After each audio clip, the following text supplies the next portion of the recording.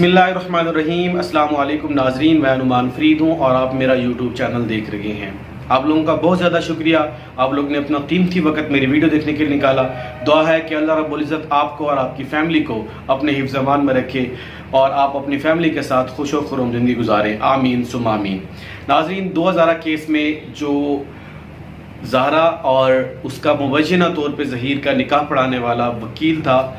نکاح کرانے والا وکیل تھا، اس کا دوبارہ ایک اور انٹرویو سامنے آیا۔ ایک ہمارے معروف اور سینئر جرنلسٹ صحافی ہیں شاہد ثقلین صاحب، انہوں نے اس کا انٹرویو کیا اور اس کے اندر بہت سارے سخت سوالات کیے گئے۔ وہ سوالات کیا تھے وہ آپ کے سامنے رکھوں گا، اور کچھ اس طرح کے میڈیا کے اندر سوالات گردش کر رہے تھے اور اس سے متعلق میں نے بھی بہت سارے اس کے اوپر بات کی، جو ہمیں انفارمیشن، جو ہم نے ڈیٹا کلیکٹ کیا تھا، اور اس نے کیا کیا جوابات دیے وہ آج آپ کے سامنے رکھیں گے۔ مزید ویڈیو دیکھنے سے پہلے آپ لوگوں سے ریکویسٹ ہے کہ میرے چینل کو سبسکرائب کریں اور ساتھ لگے بیل آئیکن کو بھی پریس کریں تاکہ آپ کو اپڈیٹ ملتی رہے۔ ان شارٹ آپ کو بتا دیں کہ 2000 کراچی کی رہنے والی 14 سال کی لڑکی 16 اپریل کو اپنے گھر سے اغوا ہوتی ہے۔ کیس میڈیا کے اندر ہائپ ہوتا ہے، تو اس کے بعد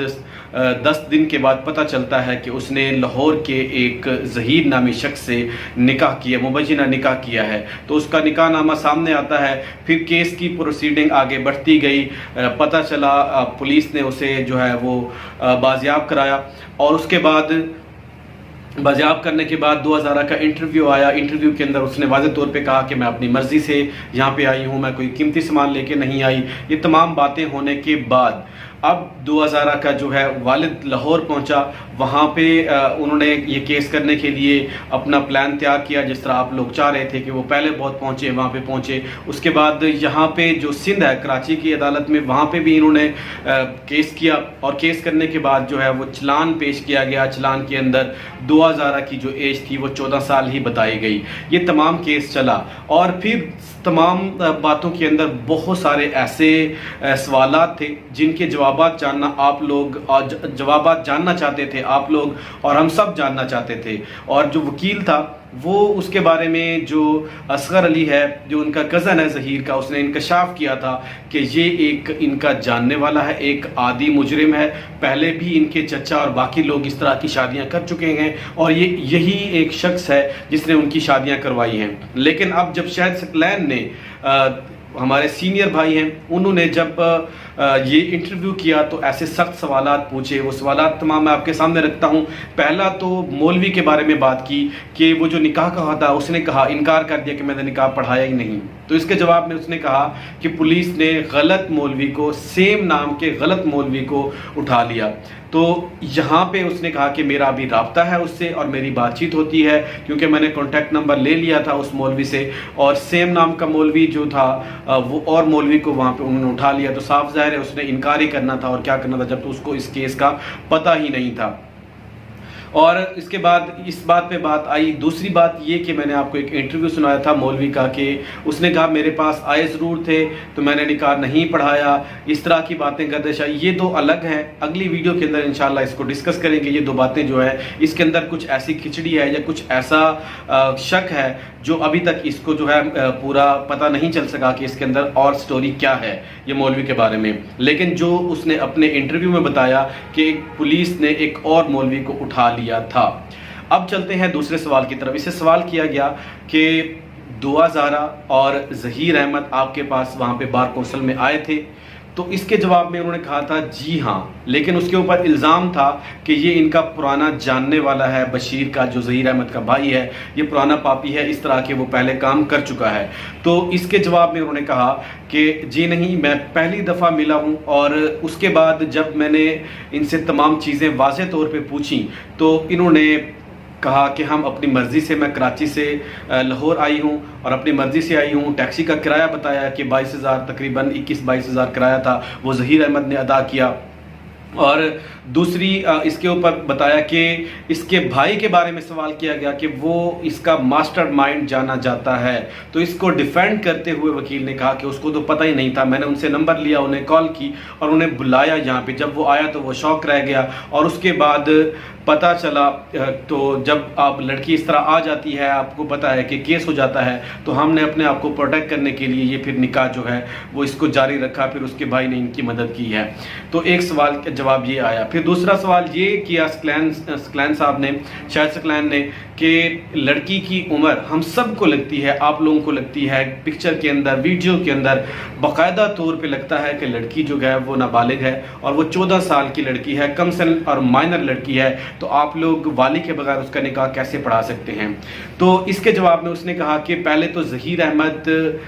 احمد کے بارے میں بھی کہا گیا کہ وہ بھی نہیں لگتا کہ وہ 17-18 سال کا لگتا ہے، وہ بھی 21-22 کا نہیں لگتا۔ تو اس کے جواب میں جو وکیل ہے خرم رائے، اس نے جواب دیا کہ لڑکی جو میڈیا کے اندر یا ویڈیوز کے اندر، پکچر کے اندر نظر آتی ہے وہ نظر نہیں آئی، کیونکہ ایک تو اس کے پاس اپنا آئی ڈی کارڈ نہیں تھا، تو یہ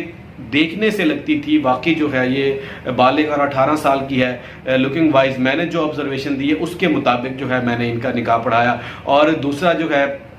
ڈاکیومنٹ تو ان کے پاس تھے نہیں، لیکن دوسری بات یہ بھی سامنے آئی کہ دعا زارا کے وکیل نے یہاں پہ جو اس کے والد نے کہا تھا کہ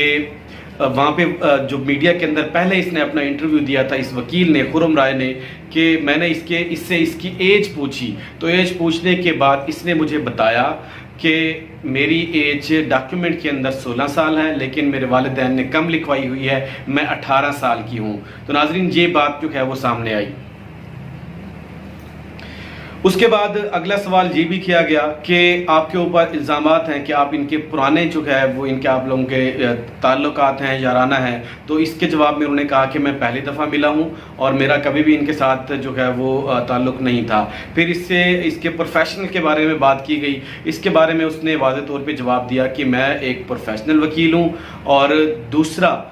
میں ایک اپنی فرم میری رجسٹرڈ ہے بار کونسل کے اندر، اور میں اس کا جو ہے سی ای ہوں، اور میں ایک پروفیشنل کام کرتا ہوں۔ ظاہر بات ہے ہمارے پاس شریف لوگ بھی آئیں گے، بدماش لوگ بھی آئیں گے، یہ تمام چیزیں جو ہے وکیل نے اپنی ویڈیو کے اندر بتائی ہیں۔ تو ناظرین یہ انٹرویو کا ایک لب لباب تھا، جو سوالات کیے گئے وہ آج آپ کے سامنے رکھے ہیں۔ جو لوگ شاہد سکلین کے مزید اس کو دیکھنا چاہتے ہیں تو شاہد سکلین ایک سینئر صحافی ہیں، اس کے چینل کے اوپر جائیں اور وہاں پہ اس کو دیکھیں اور اس کو سنیں کہ ایگزیکٹ کیا ہے۔ جو لوگ ثبوت مانگنا چاہتے ہیں، بہت سارے لوگ ایسے ہیں کہ جب ہم کسی چیز کا حوالہ دیتے ہیں اس کے انٹرویو کا، ان کی باتوں کا کہ اس کے وکیل نے کیا کہا ہے، اور ایک بات اور بھی کہ میں نے اپنی پچھلی ویڈیو کے اندر بتایا تھا کہ اس کے والد کے اوپر الزام لگایا کہ وہ